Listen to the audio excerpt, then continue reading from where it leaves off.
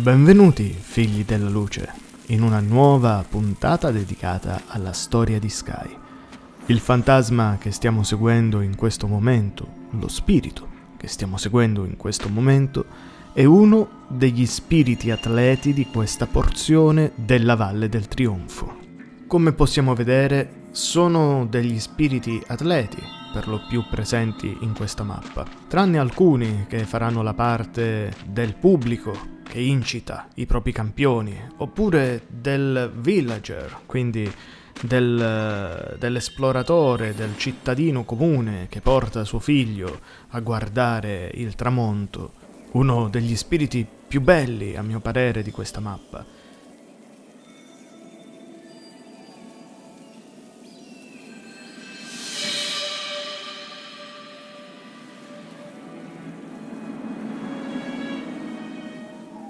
E escludendo ovviamente quelli del villaggio dei sogni, che sono spiriti che si concentrano per lo più sulle arti performative, quindi musicisti, giullari, performer teatrali, danzatrici e danzatori, oppure appunto lo Yeti. Quindi, tranne quella porzione di mappa di cui abbiamo già discusso, in tutto il resto della Valle del Trionfo dominano spiriti che sono atleti.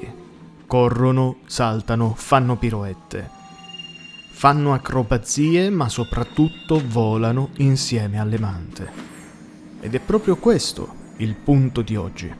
Una delle domande più difficili che riguardano la Valle del Trionfo è proprio capire qual era il rapporto fra il popolo delle stelle e le creature di luce, perché fino ad oggi li abbiamo sempre visti insieme, ma mai cooperare in questa maniera. Abbiamo sempre visto le creature di luce celebrate dalle statue, dai racconti, dai gesti del popolo delle stelle, ma qui la storia cambia. Abbiamo già detto in precedenza come la visione del mondo del popolo delle stelle passa da una visione di quasi sottomissione al mondo naturale, sapendo che si è un piccolo ingranaggio all'interno di un universo vastissimo, di un'energia che proviene dalle stelle e che muove tutto, come direbbe Dante.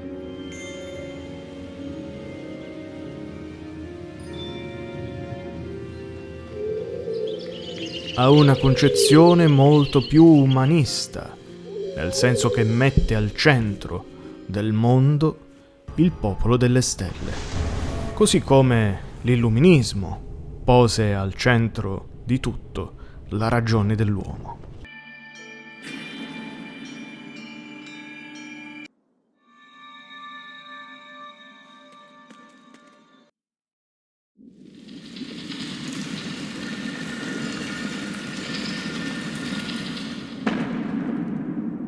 Dico che è difficile capire il rapporto fra le due creature, quindi il popolo delle stelle e le mante o altre creature di luce, ma parlo per lo più delle mante perché sono quelle che in questa mappa vengono adoperate maggiormente, proprio come fidi compagni. Un giocatore di Sky approda qui per la prima volta e vede le storie degli spiriti, proprio quelle che stiamo seguendo in questo momento. Sono spiriti che competono fra di loro, c'è uno spirito che richiama la voce delle mante e infatti, se lo fate, nella mappa compariranno le grandi mante, altrimenti assenti.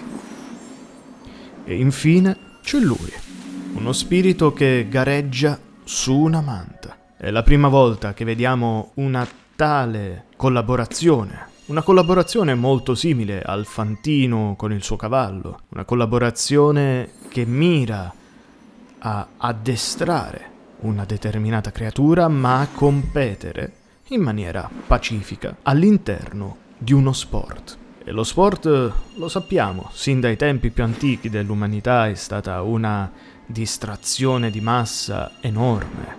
uno dei momenti di congiunzione anche con le divinità.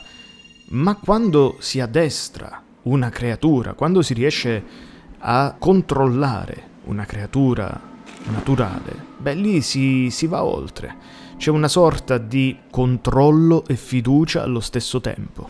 Quindi non è difatti qualcosa di brutto ciò che stiamo vedendo, ma la storia di questo specifico spirito verrà coadiuvata dalla storia che ci narrerà Aurora.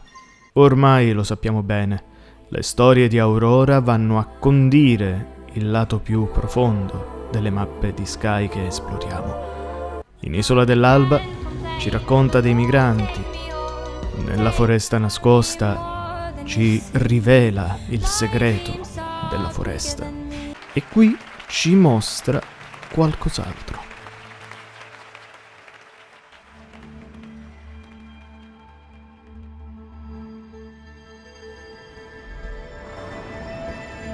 In realtà, in questa mappa, Aurora ci parla di due esperienze completamente differenti. La missione di Aurora che troviamo all'interno dell'area di volo, o della cittadella, come viene chiamata, è una missione pacifica. Ci fa vedere lo stesso personaggio che già abbiamo potuto conoscere e quello che probabilmente era il suo allenatore o un suo carissimo amico. Io propendo molto di più per il fatto che fosse il suo allenatore, poiché gli concede il suo mantello come a dirgli: non preoccuparti, sarò con te nel corso della gara.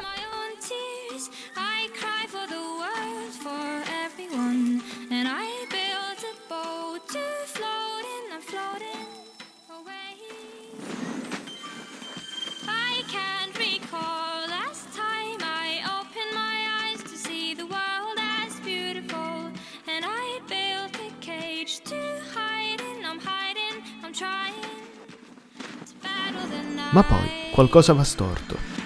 In una curva il nostro caro fantasma, il nostro caro spirito, scivola dalla manta e si rompe una gamba.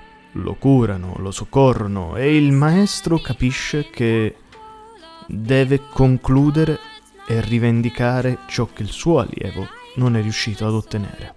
Quindi riprende il suo mantello e questa volta è l'allievo, amico, insomma, come lo volete definire, che gli dona una parte del suo equipaggiamento, ovvero gli occhialoni da volo. E qui la storia è completamente diversa.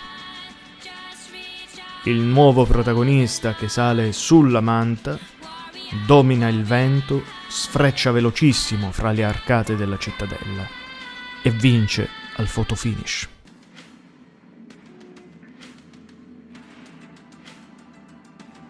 È una storia bella, è una storia di azione, di sport, di rivincita.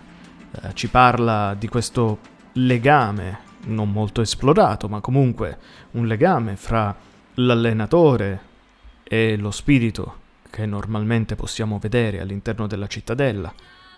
Ci narra di una visione festosa e di completa armonia con queste creature di luce che prima erano viste distanti come qualcosa di sacro, ma che ora iniziano a collaborare in maniera attiva e in maniera sana con il popolo delle stelle. E questa narrazione continua anche nel momento in cui andiamo nella vera area di volo, ovvero nella corsa che ogni Sky Kids può fare.